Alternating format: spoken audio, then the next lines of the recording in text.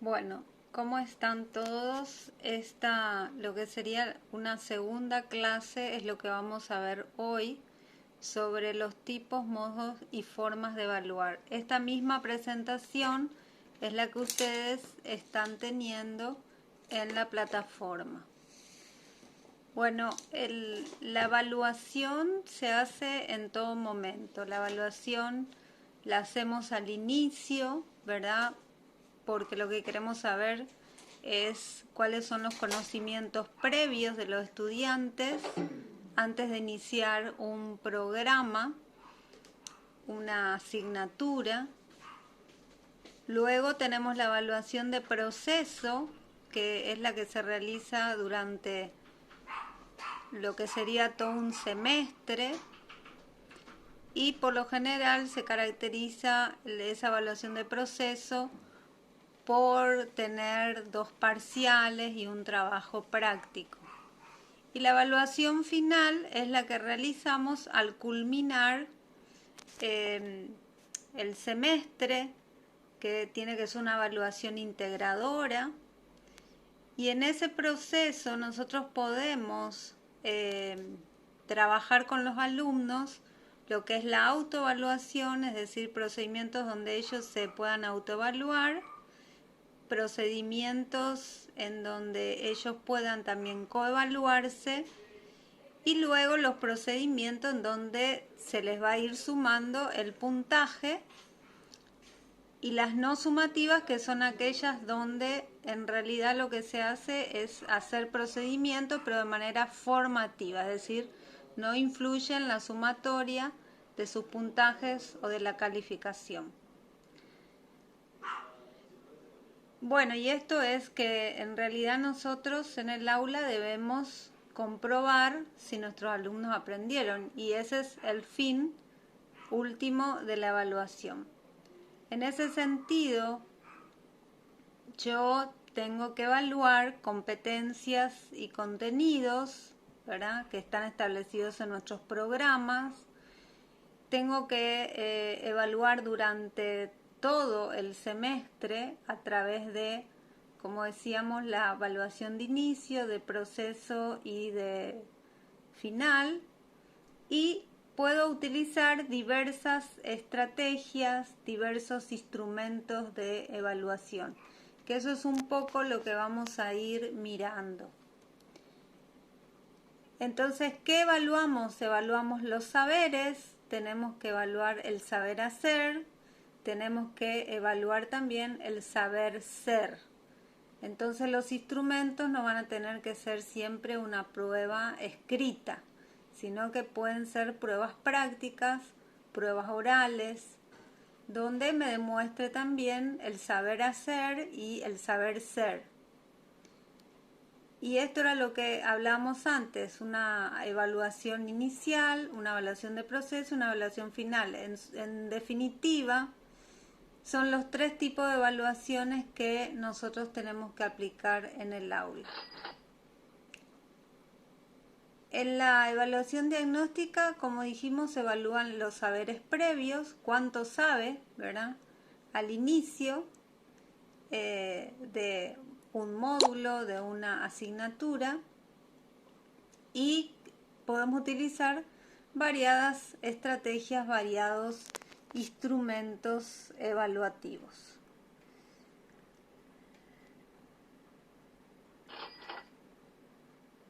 La evaluación de proceso formativa es la que vamos a estar realizando durante todo el semestre, y ahí en la universidad se caracteriza porque estas evaluaciones sean sumativas y sean los 2 parciales que siempre existen por reglamento y el trabajo práctico. Entonces, esta es evaluación de proceso, ¿verdad?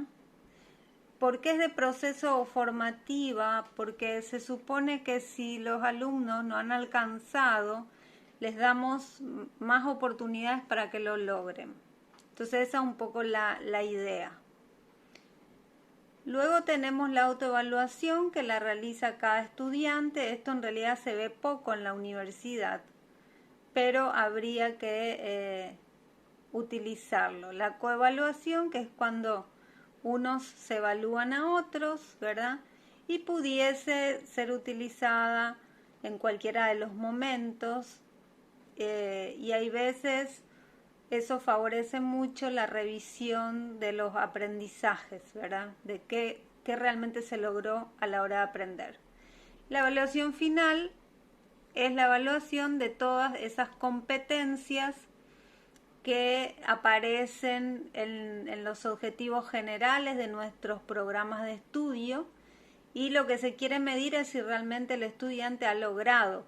Por eso que en la evaluación final debe ser una evaluación integradora de todos aquellos saberes que fuimos aprendiendo. Entonces tenemos, en resumen, la evaluación diagnóstica, la evaluación formativa y la sumativa.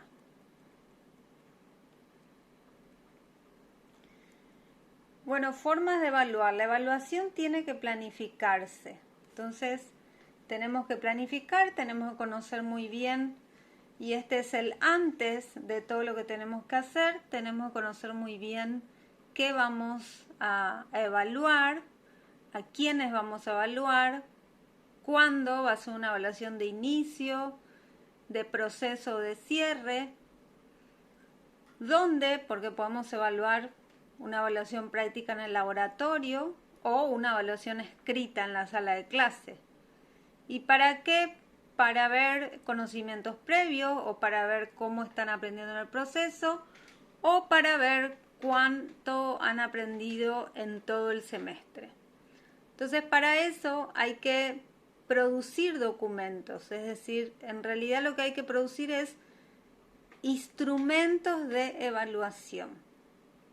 Y estos instrumentos tienen que tener objetivos, tienen que estar bien estructurados, tienen que estar validados, es decir, siempre es importante que alguien pueda mirar nuestra prueba o nuestro instrumento de observación o de práctica.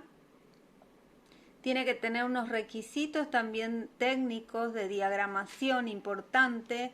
Hay veces cuando la prueba no está bien elaborada, confunde al estudiante. Y luego esa prueba tiene que ser aplicada, o ese instrumento tiene que ser aplicado. Pero ahí no termina la cosa en la aplicación, sino que también tenemos que corregirlo, tenemos que ir al aula a analizar los resultados y tenemos que poner la calificación. Pero ahí no termina, porque después lo que está y lo que nunca se hace en la universidad es la retroalimentación. Es decir, si mis alumnos no lograron aprender y están aplazados, ¿qué hago yo con esos resultados? Entonces tengo que hacer una retroalimentación, entregar esa información a los usuarios, explicarles, comunicarles qué es lo que no están logrando y qué estrategia entonces vamos a implementar para que ellos de alguna manera logren aprender eso que está en el programa de estudios.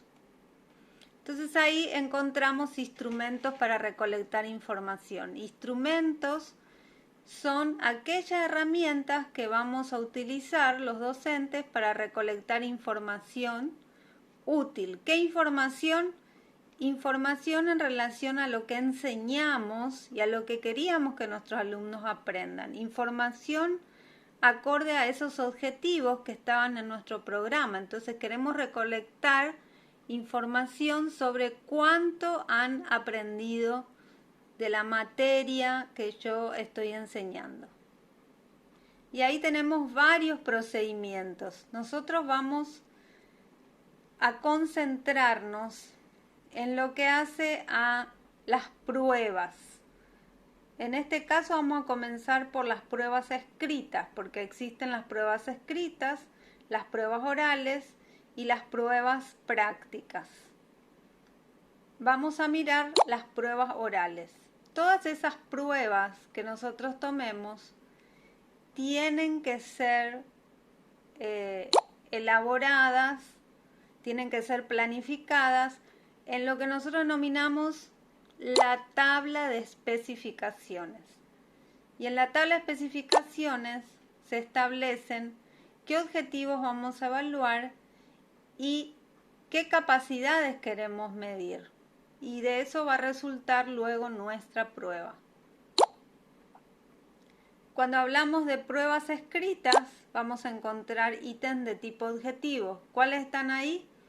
Están, por ejemplo, las respuestas breves, que son aquellas que ante una pregunta hay una respuesta, ¿verdad? Por ejemplo, ¿en qué país nació Josefina Pla? La otra variante de respuesta breve es el completa. Entonces es cuando dejamos el espacio para que el alumno complete con un término, un número o una frase. Y la variante de respuesta breve también es lo que conocemos como cita. Luego tenemos los ejercicios de selección y ahí tenemos los que denominamos respuesta alternada o doble opción, que es lo más conocido como verdadero o falso. Pero también se puede contestar con otras alternativas. Es respuesta alternada porque tenés o el sí o el no para contestar. Entonces son dos respuestas que el alumno va a tener opción de contestar. Y el otro tipo de ítem que está dentro del tipo de selección es el de selección múltiple, en donde se pone una premisa y debajo se ponen respuestas donde el alumno tiene que seleccionar entre la mejor respuesta o la única respuesta posible. Y por último tenemos los de tipo jerarquización u ordenamiento, y es cuando, por ejemplo, le damos al alumno un procedimiento desordenado y le pedimos que tenga que ordenar. Esto se trabajaba mucho, por ejemplo, en primaria, cuando le decíamos que ordenen la secuencia del cuento, si recuerdan. Y el último es el pareo o asociación de respuestas, donde el alumno tiene que relacionar los términos con los conceptos, por ejemplo, que están en una y otra columna. Era lo que antes denominábamos también une con flecha. Entonces, estas son las pruebas de tipo objetivas. Luego tenemos las pruebas escritas de tipo ensayo. Y es donde le vamos a pedir al alumno que elabore una respuesta.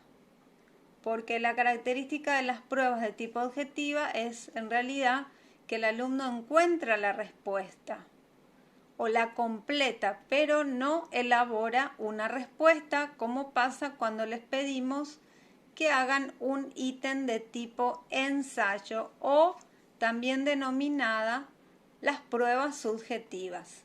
Las pruebas de tipo ensayo o subjetivas deben tener indicadores claros de corrección. Vamos a mirar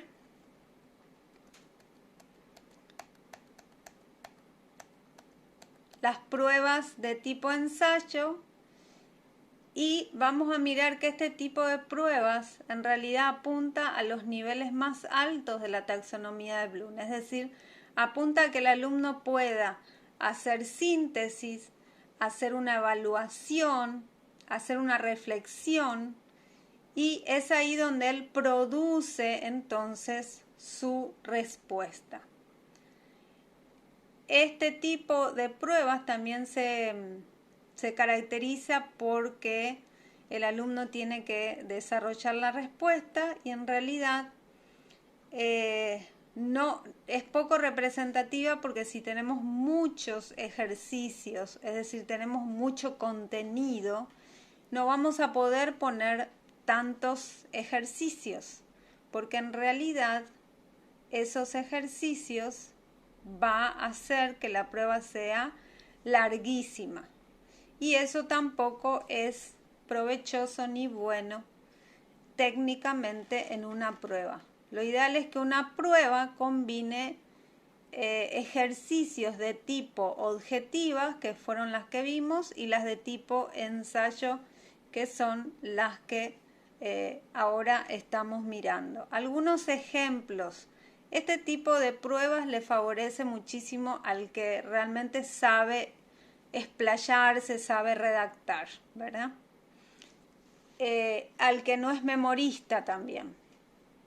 Cosa que las pruebas de tipo objetiva en realidad favorece mucho a la memoria. Tenemos que evitar comenzar con preguntas que digan, por ejemplo, ¿quién fue Josefina Pla? O qué hizo tal autor, o cuándo sucedió, porque en realidad, si te enumere, en realidad lo que sucede es que el alumno va a encontrarse limitado para responder estas preguntas. Entonces, lo ideal es que utilicemos palabras como por qué, describa, explique, compare, analice, critique, evalúe, porque lo que va a hacer el alumno es realmente poder aprovechar y explayarse en relación al contenido que le estamos pidiendo. Un ejemplo, y acá con este ejemplo lo que quiero mostrar es que se pone la indicación y debajo se ponen los indicadores que queremos evaluar. Por ejemplo, dice, a partir del texto leído, subraya las ideas principales de cada párrafo, elabora un esquema considerando las ideas principales y secundarias, sintetiza el editorial. Este ejercicio va a valer 4 puntos y vale 6 puntos, pero ¿por qué? Porque tiene indicadores claros. Estos indicadores deben estar en las pruebas de tipo ensayo. Otro, menciona las consecuencias principales que derivan de la falta de seguridad en el país. Si hoy fueras presidente o presidenta de la República, ¿qué propuesta de solución plantearías ante esta problemática? Entonces ahí también están los indicadores. Los indicadores marcan el total de puntos de lo que va a ser la prueba. Entonces el alumno sabe qué indicadores se le van a evaluar, ¿verdad? Y luego mira su corrección del ítem. Fíjense que antes se ponía el ítem y decían, este ejercicio vale 10 puntos. Y era un poco subjetivo. Muchos decían a la cara del alumno, ¿verdad? Según la cara del alumno se evaluaba. Entonces algunos le ponían 5, 4, 3. Y al preguntar el alumno, el docente decía, porque está incompleto. Entonces, pero incompleto, pero ¿y dónde están los indicadores que indiquen qué sería entonces lo completo? Por eso lo importante es poner debajo siempre indicadores. Luego vamos a mirar lo que es la tabla de especificaciones.